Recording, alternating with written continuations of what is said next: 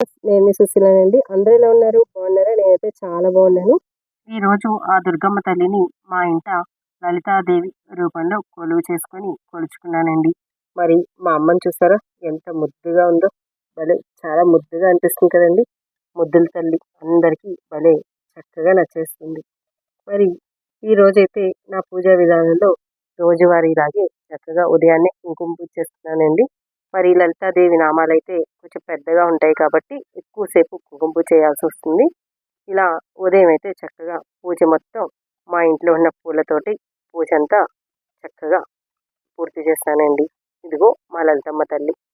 మరి సాయంత్రం సంధ్య పూజ మొదలుపెట్టాక అమ్మవారికి మహానైవేద్యం నివేదిస్తాం కదా. మరైతే మహానైవేద్యం ఈరోజు నేను అమ్మవారికి తీపి పదార్థమని సేమియా కేసరి చేసి నివేదించానండి. మరి మా సాయంత్రం పూజ మీకు నచ్చితే లైక్ చేయండి, షేర్ చేయండి, సబ్స్క్రైబ్ చేయండి.